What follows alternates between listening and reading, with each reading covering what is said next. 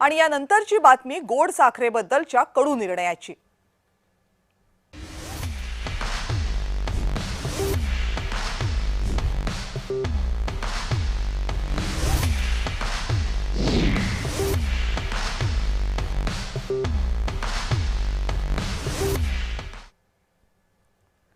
पश्चिम महाराष्ट्र आणि मराठवाड्यासाठी ही बातमी महत्त्वाची आहे।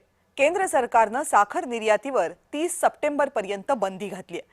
भारतामध्ये साखरेचे दर वाढू नयेत म्हणून हे पाऊल उचलण्यात आले। गेल्या वर्षी अतिवृष्टीमुळे ऊसाचं उत्पादन कमी झालं होतं, त्यामुळे साखरेचं उत्पादन कमी झालं। त्यात जर निर्यात सुरू राहिली असती तर साखर महागली असती। शेतकरी नेते आणि काही अभ्यासकांनी मात्र याला विरोध केलाय। मोदी सरकार एकीकडे खुल्या बाजारपेठेचा पुरस्कार करतं आणि दुसरीकडे भाव वाढू नये म्हणून शेतकऱ्याची गळचेपी करतं, हे योग्य नाही अशी भावना राजू शेट्टी आणि डॉक्टर अजित नवले यांनी बोलून दाखवली आहे। साखरेच्या निर्यातीवरची बंदी म्हणजे एकूणच साखर उद्योगाची आणि ऊस उत्पादक शेतकऱ्याची अवस्था अशी झालेली आहे की आई जीव घालीना आणि बाप भीक मागून देईना। देशामध्ये साखरेचं उत्पादन घटलेलं ही गोष्ट खरी आहे। मग सरकार जर का साखरेची एमएसपी वाढवणार नसेल, जगाच्या बाजारामध्ये साखरेला भाव चांगला मिळत असेल, तर मग साखर कारखान्यांनी साखर निर्यात का करू नये? आणि त्यालाही तुम्ही बंदी घालता, स्वतःही भाव वाढवत नाही। याच्या पाठीमागचं केंद्र सरकारचं लॉजिक काय आहे?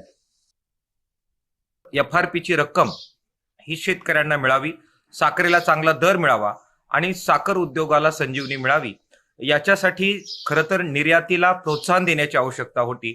त्या उलट निर्णय घेऊन निर्यातीला बंदी लादणं हे साखर उद्योगाला सबंधपणाने मातीत आणि खड्ड्यात ढकलणारा निर्णय आहे। केंद्र सरकारने हा निर्णय परत त्याचा फेरविचार करावा।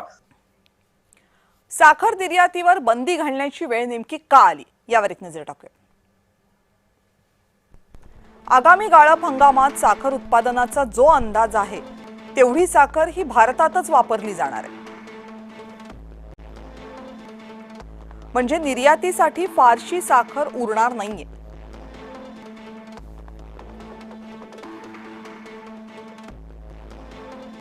पण जर साखर निर्यात केली तर देशांतर्गत साखरेचे दर वाढतील, कारण देशामध्ये साखरेचा पुरवठा कमी असेल। आगामी गाळप हंगामामध्ये 275 लाख टन साखर उत्पादनाचा अंदाज आहे। आधीचा साठा 50 लाख टन, म्हणजे एकूण साखरेचा साठा असेल 325 लाख टन।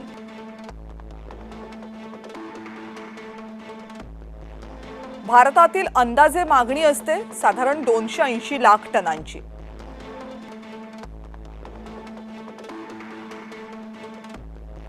म्हणजे निर्यातीसाठी साखर किती उरली?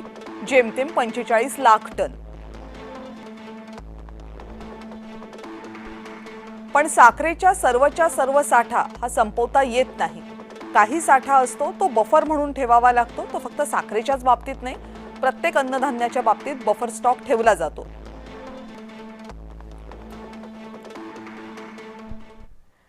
कृषी क्षेत्राचे अभ्यासक उदय देवळाणकर यांनी या संपूर्ण मुद्द्यासंदर्भात काय मत व्यक्त केले बघूयात। भारत सरकारने 30 सप्टेंबरपर्यंत साखरेच्या निर्यातीवर बंदी घातलेली। ह्या बंदीचं प्रमुख 2 कारण आहेत। एक, सुरू असलेले युद्ध आणि त्यामुळे इंधनाच्या पुरवठ्यावर होणारा परिणाम, आणि दुसरं असं आहे की एल निनो परिस्थितीची फार मोठी शक्यता भाकीत वर्तवण्यात आलेली आहे आणि यामुळे भारतीय उपखंडामध्ये पाण्याचं दुर्भिक्ष असणार आहे।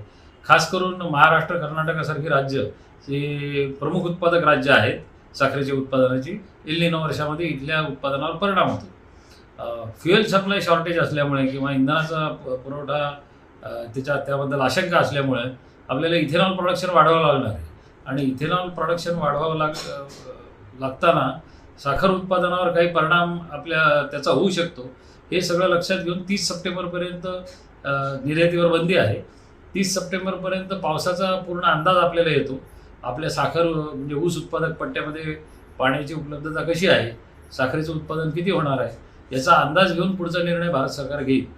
परंतु सध्या आंतरराष्ट्रीय परिस्थिती बघता, ज्याला कॅश क्रंच म्हणतात, म्हणजे आंतरराष्ट्रीय व्यापारामध्ये डॉलरचा पुरवठा किंवा परकीय चलनाची एकूण उपलब्धता या सगळ्यांचा विचार आपल्याला निर्यात धोरण ठरवताना करावा लागतो. आता मे महिना सुरू आहे आणि पावसाळा पुढच्या महिन्यात सुरू होईल, तर याचा एकूण अंदाज घेऊनच भारत सरकार 30 सप्टेंबरनंतर याविषयी निर्णय घेईल असं दिसतंय. सध्या ही बंदी लागू राहणार आहे. यावर्षी 8% साखरेचं उत्पादन वाढलं आणि ते जवळपास 27 दशलक्ष टनापेक्षा अधिक गेलं.